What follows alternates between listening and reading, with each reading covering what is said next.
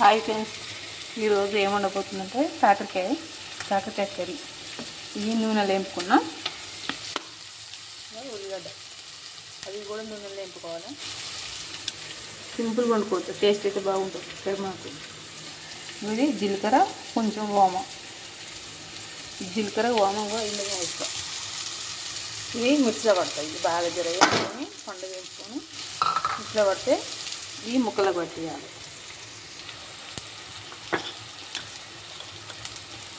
కొంచెం మెంతి పొడి వేయించి పెట్టుకున్నా. ఇట్లా కూరలో వేసుకుంటే మంచిది, పిల్లలకు కూడా మంచిది. చిన్న పిల్లలకు ప్రతి ఒక్క కూరలో మెంతి పొడి వేసుకుంటారు, టేస్ట్ బాగుంటుంది. అట్లా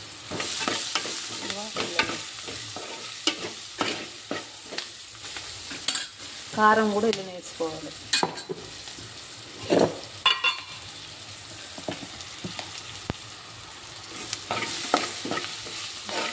పండుగ వేసుకున్నాం కదా, ఉల్లిగడ్డ మంచిగా వేగింది. ఇవన్నీ బాగా వేగినాక ఇలా ఇప్పుడు ఏం వేసామంటే కొంచెం మెంతి పొడి, కొంచెం ఓమ, కొంచెం జీలకర్ర, ఉల్లిపాయ, అంతే వేపుకున్నాం. కాబట్టి ఇప్పుడు ఈ ముక్కలు పట్టిద్దాం, మిక్సీలో పట్టి. ఎల్లిపాయలు కూడా వేస్తాం.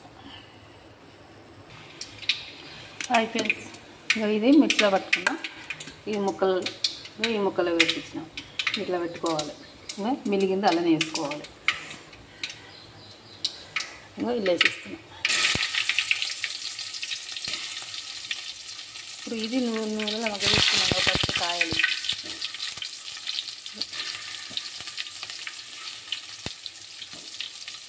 కరిమాకు కూడా అలానే వేసినాం. ఇట్లా వేస్తే ఇంటికి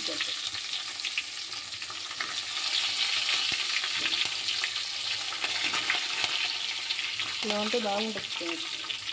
టేస్ట్ అయితే ఎగిరిపోతుంది. ఓమ, జీలకర్ర ఇవన్నీ వేసుకున్నాం కదా, మెంతి పొడి ఇవన్నీ వేసుకొని ఇట్లా ఎంపుకోవాలి చిన్నగా.